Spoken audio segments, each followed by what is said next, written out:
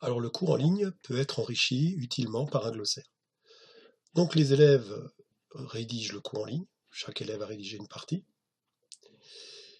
mais d'autres élèves vont avoir pour mission de rédiger les définitions importantes du chapitre.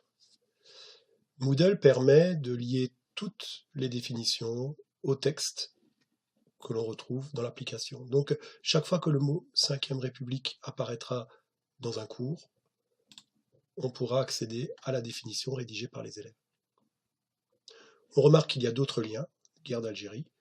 Si je clique, j'accède à la définition de la guerre d'Algérie rédigée par les élèves. Donc pour obtenir ce résultat, il suffit de créer donc un cours en ligne, un wiki, et de le compléter. Je retourne au cours. Voilà, donc le cours en ligne se trouve ici, sous forme d'un wiki. Voilà, le cours en ligne, sous forme de wiki. Et on a rajouté à ce cours en ligne un glossaire. Alors j'ai placé ce glossaire dans la partie générale, ici. On pourrait aussi le placer ailleurs. Et voilà, on a un lexique d'histoire, un lexique de géographie. Donc vous introduisez la fonction glossaire. Les élèves accèdent au glossaire.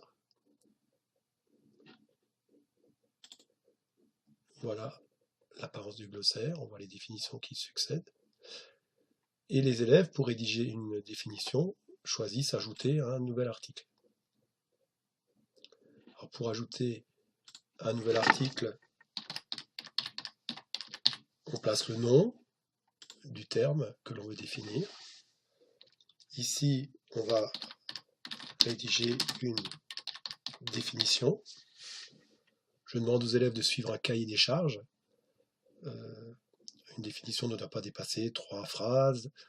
La première phrase définit le terme, les autres phrases précisent ou rajoutent un exemple lié au cours. Ce qui évite le copier-coller depuis Wikipédia par exemple. Alors si le mot définition a des synonymes, s'il peut s'écrire d'autres manières, je peux rajouter ici d'autres expressions qui correspondent au même mot.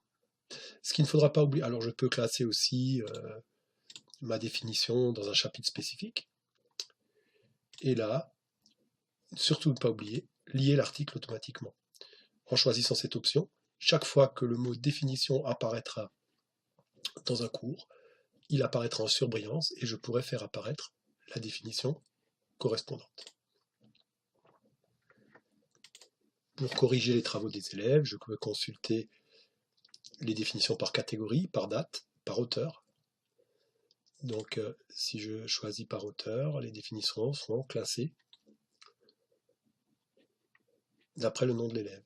Donc ici, Adriana, elle a rédigé Révisionnisme, Assemblée nationale pour Alexandra, qui a également rédigé Loi du 29 juillet 1881, Georges Pompidou. Et je peux noter l'élève. Ici, je peux évaluer le travail de l'élève.